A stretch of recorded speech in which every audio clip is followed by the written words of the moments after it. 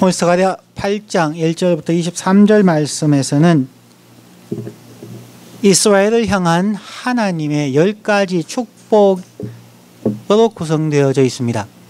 원어 성경에는 10번에 걸쳐서 하나님께서 만군의 여호와께서 말씀하신다 하는 표현이 나옵니다. 만군의 여호와 하나님께서 10번에 걸쳐서 말씀하시는데 왜 10번이라는 숫자가 나올까요? 그래서 오늘 본문의 제일 마지막에 가면은 23절 말씀에 열국 백성 10명이 유다 사람 하나의 옷자락을 잡을 것이다. 즉 히브리 사람들에게 열이라고 하는 숫자는 많은 수 혹은 부족함이 없이 꽉 찬 만수를 의미합니다.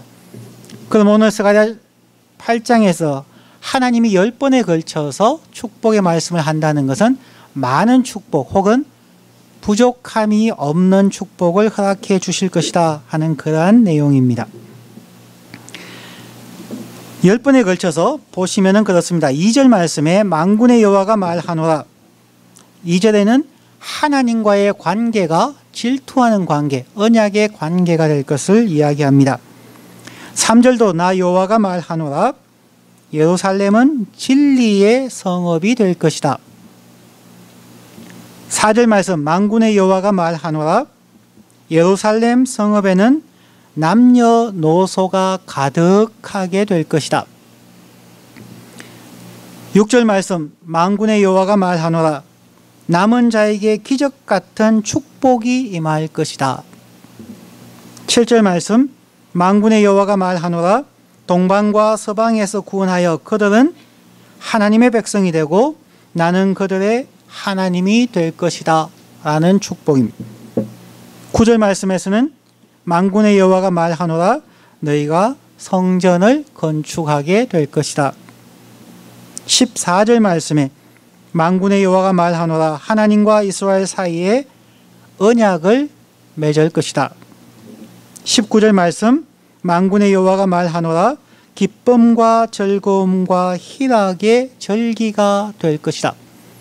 그전에는 1년에 4번씩 고난의 금식이 되었다면 이제는 기쁨과 행복한 즐거움의 절기가 될 것이다. 9번째는 20절 만군의 여호와가 말하노라. 여러 백성 많은 성읍의 거민들이 예루살렘에서 은혜를 구할 것이다.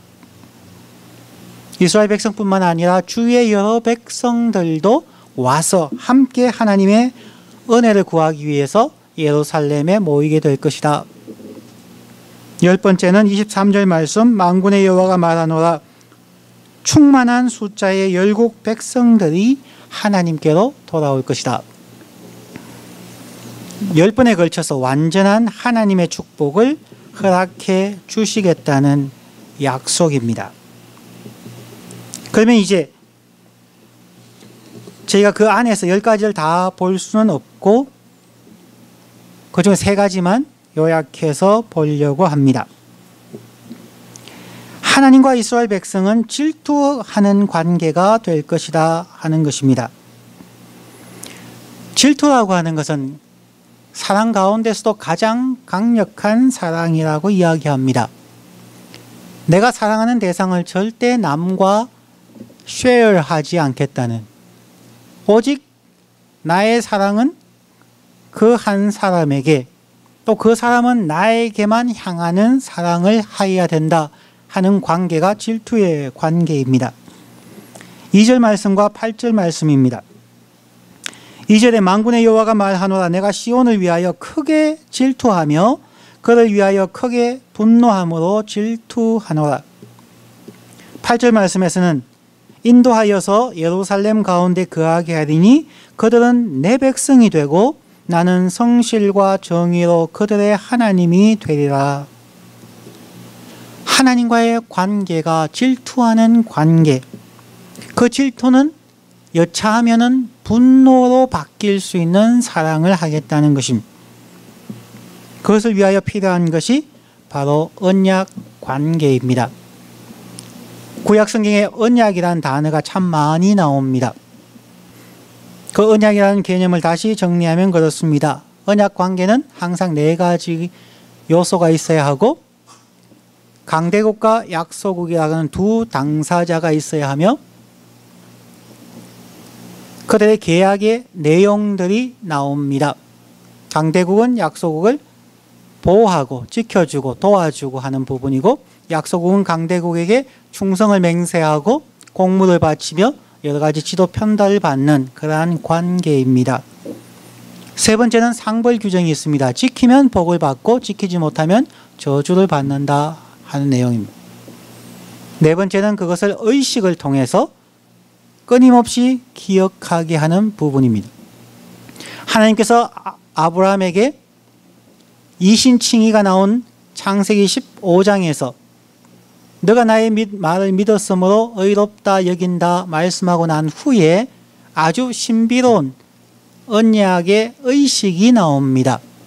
하나님께서 아브라함에게 모든 짐승의 배를 갈라서 양쪽으로 쭉 널어놓고 새는 쪼개지 말지며 그러면 피투성이가 되어 있는 짐승들이 양쪽에 배열되어 있는 그곳을 두 왕이 지나가면서 협약문을 읽습니다. A는 B에게 이렇게 하고 B는 A에게 이렇게 합니다 라고 쭉 얘기하고 그 의식을 하고 돌아옵니다. 그 말은 지키면 생명이고 지키지 못하면 바로 여기에 있는 짐승들과 같이 죽게 될 것이라는 그러한 내용입니다. 창세기 15장에 나타난 하나님과 아브라함의 첫 번째 언약 체결식이 거기에 나옵니다. 그런데 참 감사하게도 하나님 한 분만 갔다 오십니다. 인간이 연약해서 지키지 못한다는 것을 아셨기 때문일 것입니다. 그 외에도 모세가 하나님의 산에 올라가서 십계명을 받고 또 많은 율법을 받고 내려왔습니다. 물론 금속완지 사건이 있어서 첫 번째 돌파는 깨뜨리고 다시 받아왔습니다. 그리고 모세가 모든 백성들 앞에서 그 율법들을 읽습니다. 그것을 다 읽고 나서 백성들이 우리가 순종하겠습니다 라고 얘기하고 난 후에 하는 의식 절차가 있습니다. 그게 양을 잡아서 피를 준비해 놓았다가 하나님의 말씀을 읽고 백성들이 우리가 지키겠습니다, 순종하겠습니다 라고 얘기한 후에 그 어린 양의 피를 백성들 머리 위로 뿌립니다. 여러분이 말로 하나님의 말씀을 지키겠다고 얘기했지만 하나님은 그 말씀을 듣는 순간 언약의 관계 속에 들어가서 여러분이 지키지 않으면 이 양의 피를 가지고 맹세한 것처럼 여러분은 저주를 받을 것입니다 하는 그러한 내용입니다. 그런 의미에서 본다면 오늘날 그리스도인들이 받는 세례는 정말 엄숙한 언약의 의식입니다. 물이 죽음을 뜻하고 세례란 물 속에, 즉 내가 그리스도와 함께 죽었고 물에서 나옴을 통하여서 그리스도의 부활에 동참합니다 하는 의식을 통해서 내가 하나님의 언약을 지키지 않으면 이러한 죽음도 각오하겠습니다 라고 하는 정말 중요한 의식입니다. 초대교회는 세례를 받으면 핍박과 순교를 당할 수 있는 그러한 위험을 무릅쓴 세례의식이었습니다. 조선시대에 처음 복음이 조선에 전달되었을 때에 세례받는 사람들은 목숨을 무릅쓰고 마가복음을 번역하든지 기독교를 전파했습니다. 하나님의 말씀에 순종하다가 죽을 수도 있다는 질투의 관계 속에 저희가 들어가겠습니다. 오직 하나님만을 바라보고 세상의 명예나 부나 권력을 탐하지 않겠습니다. 오직 저는 하나님을 질투하는 사랑으로 사랑하며 하나님 또한 저를 질투하는 사랑으로 사랑해 주십시오 하는 그러한 관계 속에 들어가는 것입니다. 그런데 오늘날 우리 그리스도인의 삶은 그러하지 못한 경우가 너무나 많습니다. 우리는 축복받기는 즐거워하지만 언약의 관계 속에 들어가지 못하는 경우가 너무 많다는 것입니다. 신앙은 상호관계이고 언약관계이고 질투의 관계입니다. 그렇기 때문에 하나님 앞에 우리가 하여야 할 부분을 분명하게 지키는 것이 필요합니다. 그럼 오늘 본문에서 언약의 관계가 어떠해야 할 것인지에 대하여서 14절부터 16절까지 하나님이 하실 일과 이스라엘 백성이 할 일로 나누어져 있습니다. 언약관계의 내용입니다.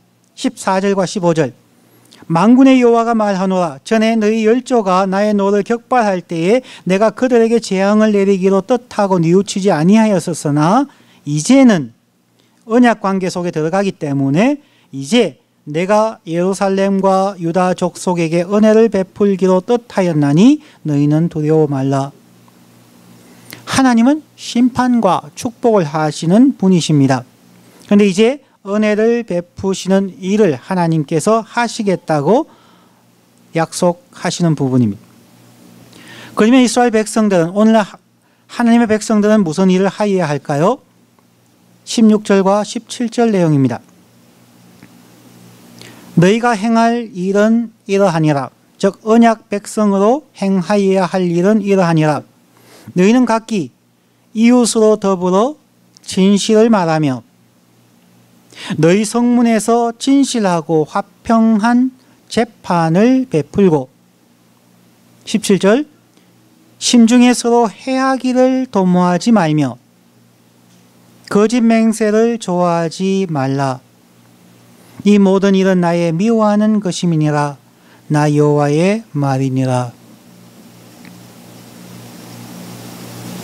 읽으면서 조금 이상하지 않았습니까? 하나님과의 언약 관계에서 하나님께서 우리 백성에게 하나님의 백성에게 너희가 해야 될 일은 이라고 말씀하고 난 후에 그게 나오는 부분들이 하나님에 대한 사랑이 아니라 이웃에 대한 사랑이라는 것입니다.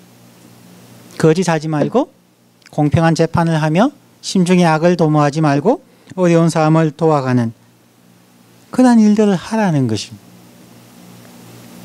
이것은 참 신기하게도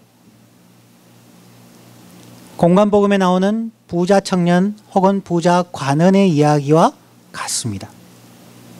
부자 청년이 예수님께 와서 선한 선생님이여 내가 무엇을 하여야 영생을 얻겠습니까? 너는 왜 나를 선하다고 하느냐? 하나님 한 분밖에는 선한 자가 없다. 너가 율법을 안 하니? 그리고 하나님께서 영생이 무엇입니까? 어떻게 얻습니까? 라고 하는 그 청년에게 대답하시는 예수님의 말씀이 십계명의 뒷부분 이웃사랑입니다. 오늘 이 스가랴서에서도 혹은 사복음서에서 청년에게 하는 예수님의 말씀도 영생에 대해서 말씀하시면서 하나님을 어떻게 사랑하는가, 나 외에 다른 신을 두지 말라, 우상을 만들지 새기지 말라, 여호와 이름을 망령되이 일컫지 말라, 안식일을 지켜, 이 부분은 전혀 언급하지 않습니다. 이웃을 어떻게 대해야 될 것인가에 대해서 말하고 있다는 것입니다. 그렇다면 하나님을 사랑하지 말라는 것일까요? 그렇지 않습니다. 우리가 하나님을 사랑하는 그 방법의 가장 중요한 방법은 하나님의 말씀을 순종함으로 사랑해야 된다는 것입니다. 하나님 앞에 경건하게 예배드리고 찬양하고 하나님과의 수직적인 관계 속에서 내가 하나님을 향하여 무엇을 하겠다는 것이 아니라 내가 신실하게 성실하게 하나님의 말씀을 순종함으로 하나님을 예배하는 것, 하나님을 사랑하는 것을 말하고 있다는 것입니다. 이 부분에서 우리는 많이 착각할 수가 있습니다. 열심히 예배하고 기도하고 나만 하나님을 잘 섬기면 되지 않을까라고 생각하는 것은 옳지 않다는 것입니다. 요한복음 14장 21절은 우리가 많이 암송하고 아는 부분입니다. 예수님께서 하시는 말씀입니다. 나의 계명을 가지고 지키는 자라야 나를 사랑하는 자니 나를 사랑하는 자는 내 아버지께 사랑을 받을 것이요 나도 그를 사랑하여 그에게 나를 나타내리라. 하나님과의 언약의 관계, 어떻게 하나님을 사랑하고 어떻게 하나님으로부터 사랑을 받으며 더 나아가서 예수 그리스도를 볼 수 있을까? 그냥 기도하다가 환상 봤다가 아니라 예수 그리스도가 우리에게 나타나서 자기를 보여주시는 방법은 여기에 단 하나를 가지고 얘기합니다. 나의 계명을 가지고 지키는 자. 하나님을 사랑한다고 얘기하는 사람들에게 우리가 챌린지 해야 되는 부분은 그것입니다. 하나님의 말씀을 가지고 순종하여 지키고 있습니까? 하나님을 사랑한다고 얘기하지만 하나님을 본 적이 없습니다. 이 세상에 본 사람은 아무도 없습니다. 뭐 입신해서 하나님이 하늘나라 가서 하나님 보았다. 그거 다 자기의 생각일 수 있고 하나님이 그 사람에게 그렇게 주셨을 수는 있지만 성경적으로는 불가능합니다.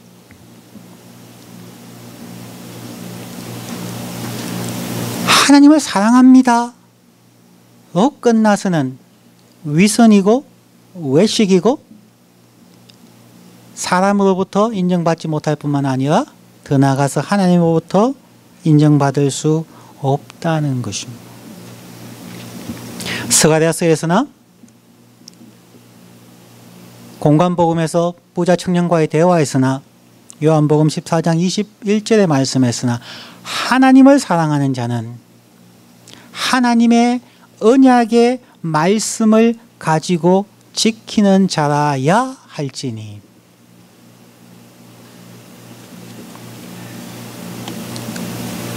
그러므로 기독교는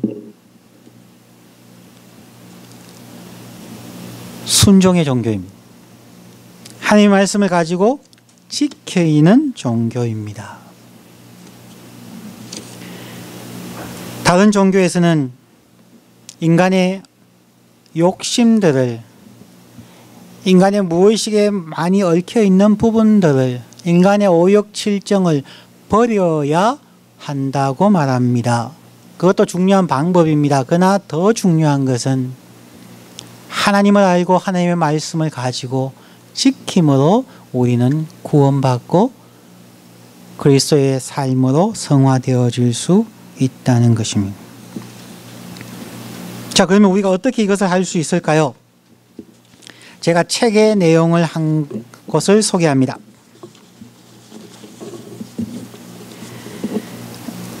신문 배달에 대한 이야기입니다. 요즘은 신문 배달하는 사람들이 잘 없습니다. 왜냐하면 신문 배달해도 소득이 거의 없고요. 휴가도 갈 수 없고 너무나 힘들기 때문이죠. 그런데 제프리 J. 박스가 쓴 왜 부자들은 모두 신문 배달을 했을까라는 책의 내용입니다. 현재 미국의 60대 정도 되는 미국의 성공한 부자들의 대부분은 어린 시절에 신문 배달을 다 했다는 것입니다.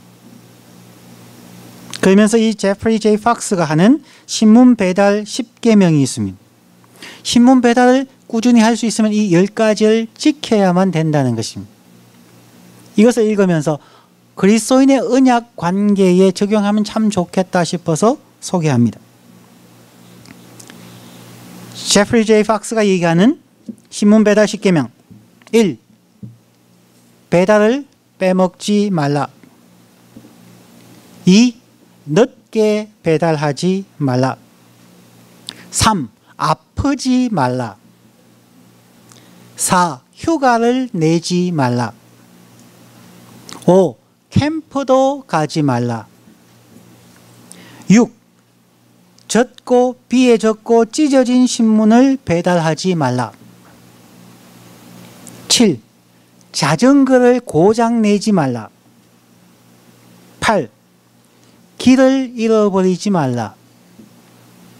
9. 피곤해 하지 말라. 10. 변명하지 말라. 이걸 10살 안팎의 아이들이 1년간 신문 배달하면은 이러한 삶이 자기 몸에 배인다는 것입니다. 익숙해진다는 것입니다. 만약 그리스도인들이 이렇게만 1년을 한다면 우리의 삶이 바뀌지 않을까요? 지난번에도 소개해드렸지만 어떤 한 분의 삶이 바뀌었다고 주위 사람들이 이야기합니다. 참 간단한 일을 했을 뿐입니다. 1년 동안 하루에 1불씩 저금통에 집어넣으면서 가난한 사람들에게 돕겠습니다. 하루에 1불 한꺼번에 7불 넣고 일주일 건너가면 안 됩니다. 매일 1불씩 저금통에 넣는 삶. 하루에 한 번 기도하는 삶. 그리고 이것을 1년 매일 반복하는 삶. 이것을 만약 3년 동안 한다면, 1000일 동안 한다면 그것은 그 사람의 습관이 될 뿐만 아니라 성품이 됩니다. 이러한 훈련이 되어 있는 사람들은 가난한 사람을 보면 돕지 않을 수가 없습니다. 자기도 모르게 자기의 손이 나아가게 되어져 있습니다. 캠프에 갔든지 여행 중에 있더라도 하루에 한 번 기도하지 않으면 밤에 잠이 오지 않습니다.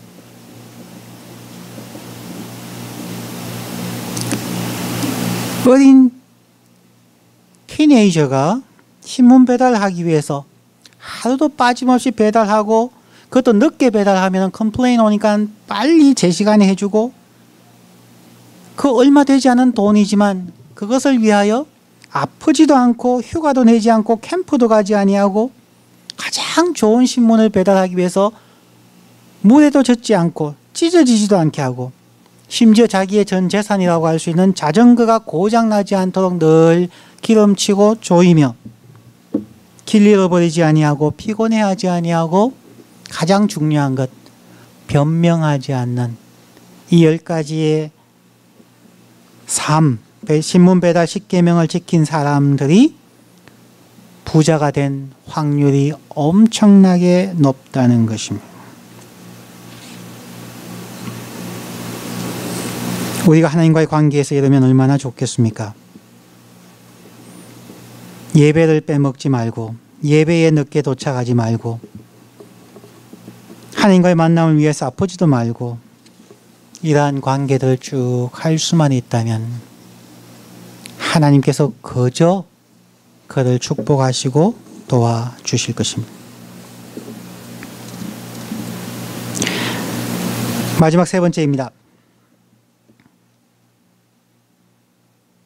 축복의 마지막 9번째와 10번째의 내용입니다.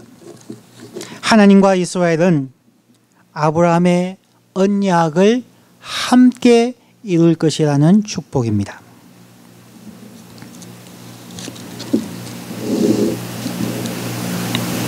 20절부터 시작해서 쭉 나오는 부분에 너희 주위의 성읍 여러 백성들이 예루살렘에 모이게 될 것이다.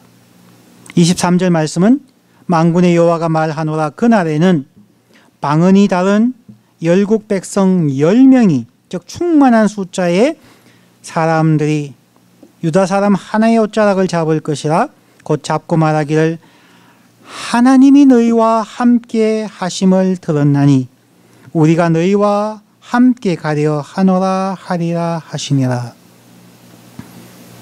이 말씀은 하나님이 믿음의 조상 아브라함을 선택하시면서 하신 첫 번째 축복의 약속입니다.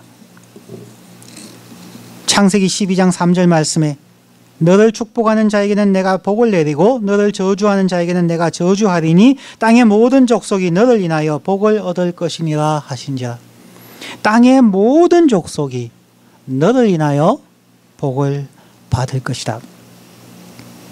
예수님께서 성천하시면서도 마태복음 28장 18절부터 20절 예수께서 나와 일러 가라사대 하늘과 땅의 모든 권세를 내게 주셨으니 그러므로 너희는 가서 모든 족속으로 제자를 삼아 아버지와 아들과 성령의 이름으로 세례를 주고 내가 너희에게 분부한 모든 것을 가르쳐 지키게 하라. 볼지어다 내가 세상 끝날까지 너희와 항상 함께 있으리라 하시니라. 이 말씀을 조금만 설명하고 마치겠습니다. 모든 족속으로 아브라함과의 축복이죠. 그런데 그들에게 가서 하나님을 사랑하게 가르치라고 얘기하지 않는다는 것입니다. 마태복음 28장 예수님의 지상 대명령을 모든 사람이 암송하고 있습니다. 선교에 관심이 있다면. 그런데 가서 너희에게 분부한 모든 것을 가르쳐 지키게 하라는 것입니다. 하나님의 말씀을 가지고 지키는 자가 되게 하라는 것입니다. 그냥 예수 천당이 아니고 그냥 나 예수 믿었으니까 하나님 복 주십시오라고 하나님 앞에 매달리는 그러한 사람을 만들지 말고 하나님 말씀을 가지고 지키는 자가 되게 하라는 것입니다. 그런데 그것을 가서 복음만 전하면 될까요? 오늘 본문으로 돌아와서 23절 마지막 부분을 읽습니다.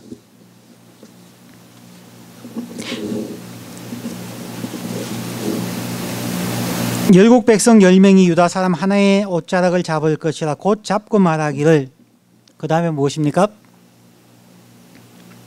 하나님이 너희와 함께 하심을 들었나니 우리가 너희와 함께 가려 하노라. 오늘날 그리스도인의 삶이 사람들에게 하나님이 우리와 함께 함을 보여줄 수 있어야 합니다. 우리가 말하지 아니하여도 그 사람들이 볼 때에 와, 저 사람이 변화되었구나, 변화되어 가고 있구나, 저 사람의 마음속에 무엇이 일어나고 있을까, 저 사람의 마음속에 누가 있을까, 저 사람이 믿는 신이라면 나도 믿어보고 싶습니다 라는 삶의 선한 영향력을 미치는 사람, 그리스도인들만이 어쩌면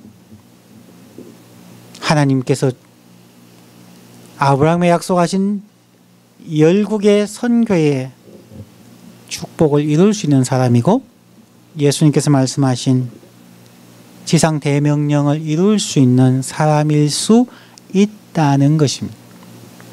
그럼 오늘 말씀 듣는 우리 성도 여러분, 우리가 하나님의 말씀을 가지고 읽고 묵상함을 통하여 지키는 자가 되게 해 주십시오. 마치 신문 배달하는 어린 소년과 같이 하루도 빼먹지 않고 습관이 될 때까지 하나님의 말씀과 실험하며 지킴을 통하여 믿음의 부자, 믿음의 성공한 자가 되게 해달라고 결심하는 우리 모두가 되기를 바랍니다. 기도합니다.